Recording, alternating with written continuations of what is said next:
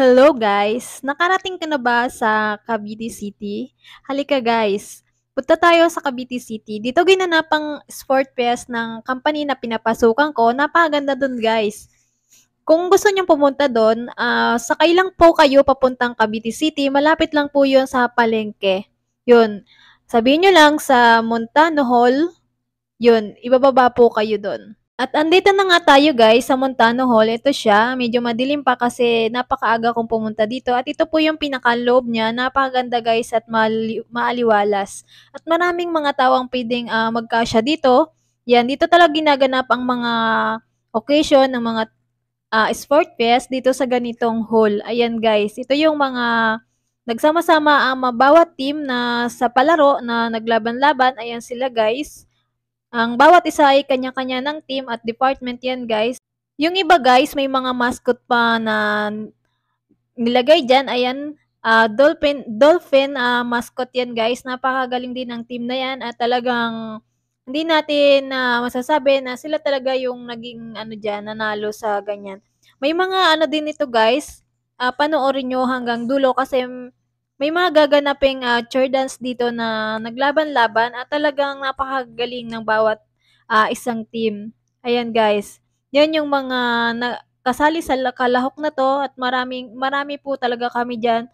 At kasyang-kasya kami sa hall na yan. Napakalawak ng hall na yan. Ayan, may basketball court nga po pala. At ito naman guys, yung libreng pagkain sa amin. Ayan, pang-almusal. Napakasarap niyan guys. At ito na nga guys yung laban na inaantay natin. Volleyball po ito. Ayan, volleyball. Naglaban po ang dalawang team dyan. At yan. At kanya-kanyang panalo po yan. At ito na po ang umpisa ng cheer dance.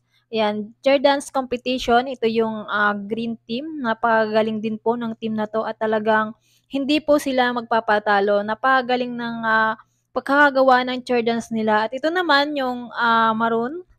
Maroon naman po ito. Ito naman yung ginawa nila. Pinagpraktisan at talagang hindi rin sila magpapatalo dyan. Napakagaling din ng bawat isa dyan. Ayan nga po at talagang may pagkakaisa ang team na to. Ang gagaling din nila. Ayan.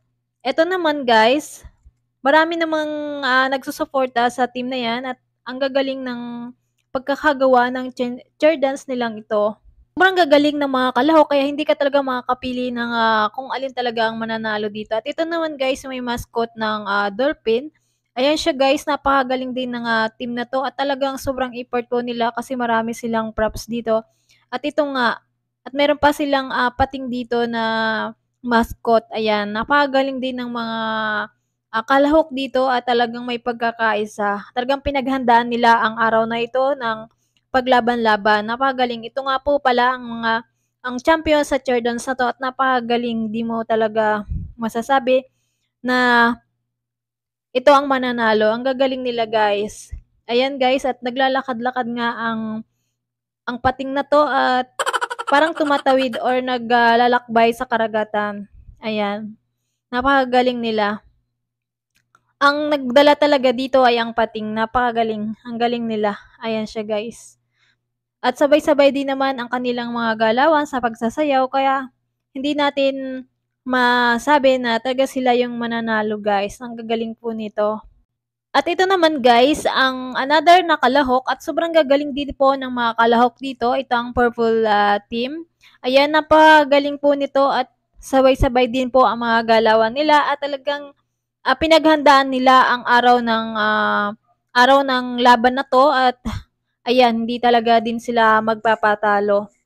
At sabay-sabay din ang mga galawan nila at talagang nagpapakiramdaman po sa bawat isa.